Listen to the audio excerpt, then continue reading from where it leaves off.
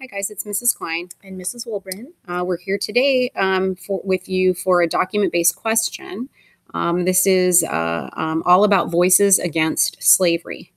Okay, you just learned some information about the abolition movement, and abolitionists relied on shocking testimonials and appeals to good conscience in their fight to end slavery. They dared to write and publish newspaper articles to condemn the injustices of slavery. Others marshaled their strength to stand on a stage and share the indignities they had witnessed or personally endured.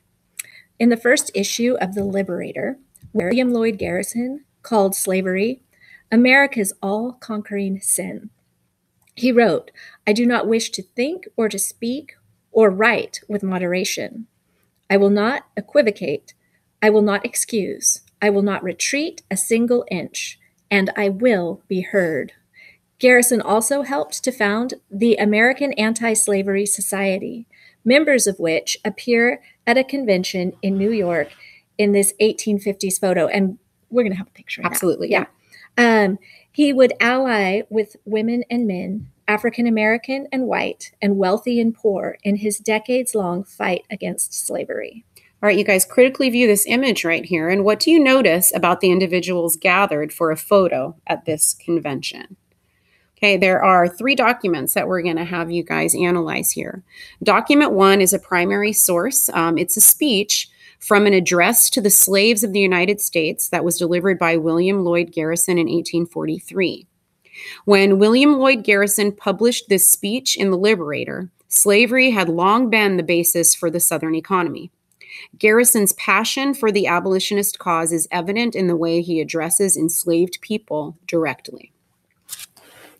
We advise, now listen closely to this. Yeah, this is the document. This is the document.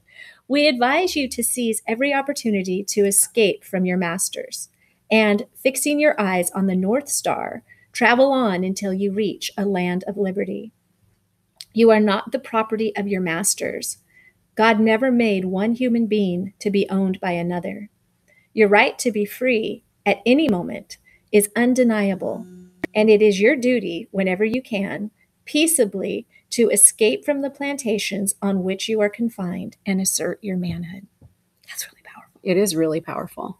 All right, you guys, this is a question for you to consider here. How does Garrison describe enslaved people, and what specific actions does he encourage them to take? Okay, document 2. Primary source, this is a speech, and it's from the speech name On the Injustice of Slavery by Sojourner Truth, 1856. Sojourner Truth dictated her life story to Olive Gilbert for her book, Narrative of Sojourner Truth, a Northern Slave, published in 1850.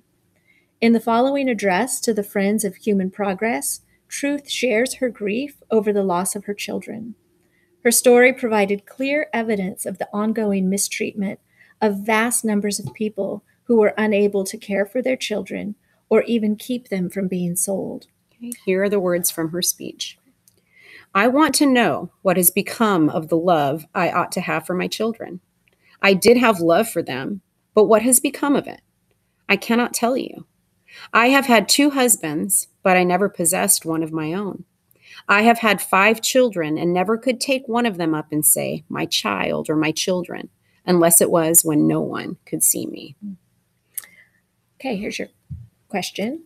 How does Truth's account reflect the lack of basic freedom enslaved people endured?